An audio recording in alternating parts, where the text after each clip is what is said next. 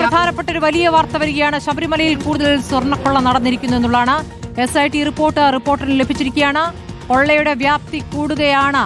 അപ്പോൾ വിശദാംശങ്ങളുമായി ശ്യാം ദേവരാജ് ഉണ്ട്. ശ്യാം, ഇപ്പോൾ ശബരിമലയിൽ കൂടുതൽ സ്വർണ്ണക്കൊള്ള നടന്നു എന്ന SIT റിപ്പോർട്ട് അതിപ്പോൾ കോടതിയുടെ മുന്നിലുള്ളതാണ്. അതിന്റെ വിവരങ്ങൾ പുറത്തു വരുമ്പോൾ എന്താണ് നമുക്ക് അറിയാനാകുന്നത്? വേറെ എന്തൊക്കെ നഷ്ടപ്പെട്ടു?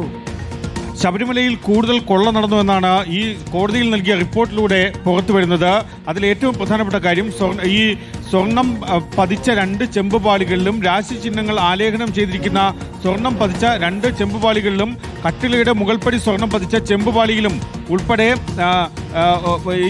ഈ സ്വർണം പതിച്ചിട്ടുണ്ട്. അതിൽ പ്രഭാമണ്ഡല പാളികളിലും പതിച്ചിരുന്ന സ്വർണം ഉൾപ്പെടെ കൊള്ളയടിച്ചു. ശബരിമല ശ്രീകോവിലിലെ ദ്വാരപാലിക ശില്പപാളികളിലും ഈ രീതിയിലുള്ള സ്വർണ്ണപ്പാളികൾ ഉണ്ടായിരുന്നു. ഇതെല്ലാം കൊള്ളയടിക്കപ്പെട്ടു എന്നതാണ് ഈ കോടതിയിൽ നൽകിയ റിപ്പോർട്ടിൽ പറയുന്നത്. അതായത് ഇത് ഏതാണ്ട് 7 പാളികളിലാണ് ഈ രീതിയിൽ കൊള്ള നടന്നത്. ഇതിൽ സ്മാർട്ട് ക്രിയേഷൻസിന് പങ്കുണ്ട്. സ്മാർട്ട് ക്രിയേഷൻസിൽ കൊണ്ടുപോയാണ് ഈ സ്വർണം വേർതിരിച്ചെടുത്തത്.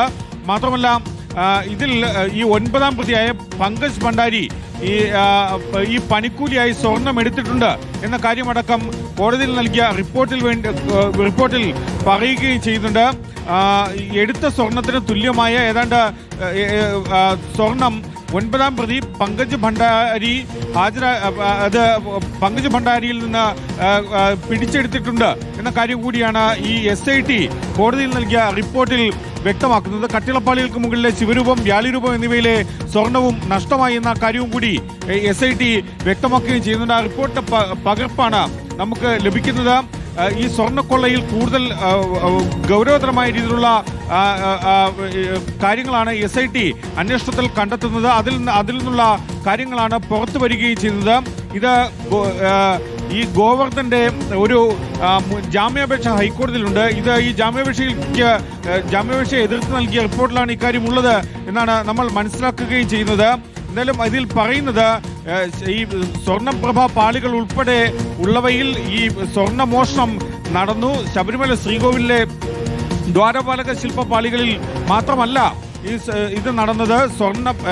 സ്വർണം പതിച്ച പ്രഭാമണ്ഡല പാളികളിലും പതിച്ചിരുന്ന സ്വർണവും ഈ രീതിയിൽ വേർതിരിച്ചെടുത്തു. അത് സ്മാർട്ട് ക്രിയേഷൻസിന് അതിൽ പങ്കുണ്ട് എന്ന കാര്യമാണ് വ്യക്തമാക്കുകയും ചെയ്യുന്നത്. എന്തായാലും ആ രീതിയിലുള്ള ഒരു റിപ്പോർട്ടാണ് കോടതിയിൽ SIT നൽകിയതെന്നാണ് നമ്മൾ മനസ്സിലാക്കുന്നത്. ഹരിമോഹനിലേക്ക് കൂടി പോകുന്നു. ഹരി, ഇപ്പോൾ കൂടുതൽ സ്വർണ്ണക്കള്ള നടന്നു എന്ന് പറയുമ്പോൾ ശിവവ്യാളി രൂപങ്ങളിലെ സ്വർണവും കവർന്നു എന്നുള്ളതാണ്. പ്രഭാമണ്ഡലത്തിലെ സ്വർണവും കവർന്നു എന്നുള്ള വിവരമാണ് ഇപ്പോൾ പുറത്തു വരുന്നത്. 7 പാഴികളിലെ സ്വർണം കവർച്ച ചെയ്തു എന്നുള്ള വളരെ പ്രധാനപ്പെട്ട വിവരങ്ങൾ SIT കണ്ടെത്തിയിരിക്കുന്നു. ആ റിപ്പോർട്ടിലെ വിവരങ്ങൾ പുറത്തേക്ക് വരുമ്പോൾ ഇതൊക്കെ ഒരേ സമയം തന്നെ നഷ്ടപ്പെട്ടു എന്നാണോ, അതോ വേറെ ഏതെങ്കിലും സമയത്താണോ? എന്താണ് അറിയാനാകുന്നത് ഹരിമോഹൻ?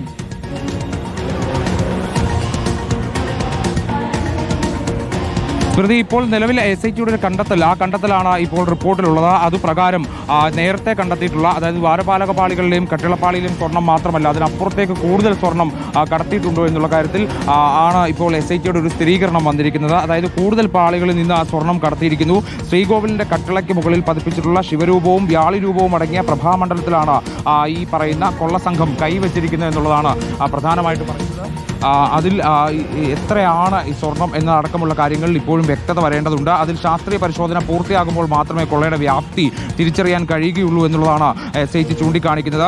ദ്വാരപാലക ശില്പങ്ങളിലെ സ്വർണ്ണപാളികൾ 2019 ജൂലൈ 19-നും ശില്പങ്ങളിലെ പില്ലർ പ്ലേറ്റുകളിലെ പാളികൾ 2019 ജൂലൈ 20-നുമാണ് ഇളക്കിയെടുത്തത്. ചെന്നൈ സ്മാർട്ട് ക്രിയേഷൻസിൽ എത്തിച്ചുകൊണ്ട് പിന്നീട് അത് വേർതിരിച്ചത് എന്നുള്ളതാണ്. അത് നമ്മൾ നേരത്തെ തന്നെ, അതായത് 989 ഗ്രാം ഇത്തരത്തിൽ വേർതിരിച്ചു എന്ന് നേരത്തെ തന്നെ കണ്ടെത്തിയിരുന്നു. പക്ഷേ അതിനു പിറകെയാണ് ഇത്തരത്തിൽ സ്വർണം, അതായത് മറ്റ് പ്രഭാമണ്ഡലത്തിൽ അടക്കം കൈവച്ചുകൊണ്ടുള്ള ഈ സ്വർണ്ണക്കൊള്ള നടന്നിരിക്കുന്നത് എന്നുള്ളതാണ് ഇപ്പോൾ മനസ്സിലാക്കാൻ സാധിക്കുന്നത്. അത് ഇനിയിപ്പോൾ കൂടുതൽ സാമ്പിളുകൾ അടക്കം എടുത്തുകൊണ്ട് പരിശോധന നടത്തി ആ പരിശോധനാ ഫലം പൂർത്തീകരിച്ച് ലഭ്യമാകേണ്ടതുണ്ട്. അത് ജനുവരി 10-നകം തന്നെ ആ പരിശോധനാ ഫലം ലഭിക്കുമെന്നുള്ളതാണ് ഇപ്പോൾ നിലവിൽ അറിയാൻ കഴിയുന്നത്. അതിൻ്റെ ഒരു പ്രാഥമിക ഘട്ടം എന്നോണം ആ പരിശോധനാ ഫലം ലഭിക്കുന്നതിന് മുമ്പ് SITയുടെ കൈകളിൽ ലഭിച്ച വിവരത്തിന്റെ അടിസ്ഥാനത്തിലാണ് ഇപ്പോൾ ഇങ്ങനെയൊരു റിപ്പോർട്ട് സമർപ്പിച്ചിരിക്കുന്നത്. ഈ പറയുന്ന കൂടുതൽ സ്വർണം 7 പാളികൾ എടുത്തു എന്ന് പറയുമ്പോൾ കട്ടിളപ്പാളിയിലെ മുകൾ ഭാഗത്തെ രൂപങ്ങളിലെ സ്വർണം കവർന്നു പറയുമ്പോൾ ആ സ്വർണത്തിന്റെ അളവ് ഏകദേശം എത്രയാണ് എന്നുകൂടി ഈ റിപ്പോർട്ടിലുണ്ടോ ഹരി?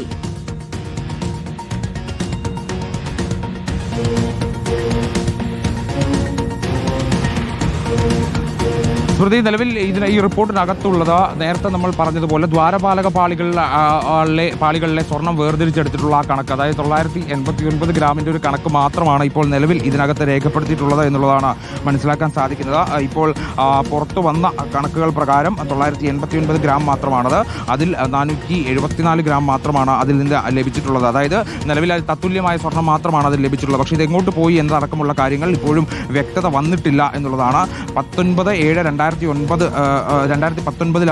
ഈ പറയുന്നത് പോലെ ദ്വാരപാലക ശില്പങ്ങളുടെ തെക്കും വടക്കും ഭാഗങ്ങളിലെ പില്ലർ പ്ലേറ്റുകളിലെ സ്വർണം പതിച്ച ചെമ്പുപാളികൾ ഇളക്കിയെടുത്തുകൊണ്ട് സ്വർണം പൂശാനായി കൊണ്ടുപോവുകയും പിന്നീട് വേർതിരിച്ചെടുത്തുകൊണ്ട് അതിൽ നിന്ന് സ്വർണം കൊള്ളയടിക്കപ്പെട്ടത് എന്നുള്ളത് കൂടിയാണ് ഇതിനകത്ത് എടുത്തു പറയേണ്ടുന്ന ഒരു കാര്യം. ഇത് SIT ഇതുവരെ കണ്ടെത്തിയതിൽ വെച്ച് ഏറ്റവും നിർണായകമായിട്ടുള്ള ഒന്നാണെന്ന് കൂടി പറയേണ്ടി വരും. കാരണം ഇത്ര നാളും 2 കേസുകൾ മാത്രമാണ് ഇത് സംബന്ധിച്ച് രജിസ്റ്റർ ചെയ്തിരുന്നത്. പക്ഷേ അതിനപ്പുറത്തേക്ക് കൂടുതൽ ഉണ്ട് എന്നുകൂടി ഇതിൽ രേഖപ്പെടുത്തിയിരിക്കുന്നു. റിപ്പോർട്ടിന്റെ പൂർണ്ണരൂപം അടക്കം പുറത്തു വരുമ്പോൾ മാത്രമായിരിക്കും അതിനകത്ത് കൂടുതൽ കാര്യങ്ങൾ വ്യക്തത വരികയുള്ളൂ. എന്തായാലും ഒരു കാര്യം ഉറപ്പാണ്, മുകൾപടി ചെമ്പുപാളിയിലും കട്ടിളയ്ക്ക് മുകളിൽ പതിപ്പിച്ചിട്ടുള്ള പ്രഭാമണ്ഡല പാളിയിലും എല്ലാം അടക്കം ഇത്തരത്തിൽ കൊള്ള നടന്നിട്ടുണ്ട് എന്നുള്ളതാണ് ഇതിനകത്ത് ഏറ്റവും പ്രധാനപ്പെട്ട കാര്യമായി ചൂണ്ടിക്കാണിക്കേണ്ടത്. ഇനിയിപ്പോൾ അതിന്റെ കണക്ക് കൂടിയാണ് പുറത്തു വരേണ്ടത്. അതായത് ഇതുവരെ പുറത്തു വന്ന കണക്കിനപ്പുറത്തേക്ക് എത്ര സ്വർണ്ണമാണ് ശബരിമലയിൽ നിന്ന് പോയത് എന്നതടക്കമുള്ള വിവരങ്ങൾ ഇനിയിപ്പോൾ വെളിപ്പെടേണ്ടതുണ്ട്.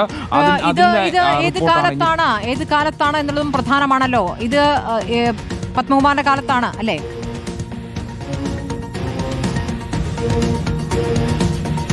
സ്മൃതി, അതിനകത്ത് സംശയമൊന്നുമില്ല. അതായത് പത്മകുമാർ ദേവസ്വം ബോർഡ് പ്രസിഡന്റ് ആയിരിക്കുന്ന കാലത്ത് തന്നെയാണ് ഈ തട്ടിപ്പ് നടന്നിട്ടുള്ളത്, ഈ കൊള്ള നടന്നിട്ടുള്ളത് എന്ന് തന്നെ ഉറപ്പിച്ച് പറയാൻ കഴിയും. അതായത് റിക്കവർ ചെയ്തിട്ടുള്ള 409 ഗ്രാം അടക്കം ഈ പറയുന്ന പോലെ കൊള്ളയടിക്കപ്പെട്ട, അതായത് പ്ലേറ്റിംഗ് ഇൻവോയ്സ് അടക്കമുള്ള കാര്യങ്ങൾ ഇതിനോടകം തന്നെ SIT കണ്ടെത്തി കഴിഞ്ഞിട്ടുണ്ട്. സ്വർണം കട്ടയാക്കിയതിന്റെ തെളിവുകൾ ലഭിച്ചിട്ടുണ്ട്.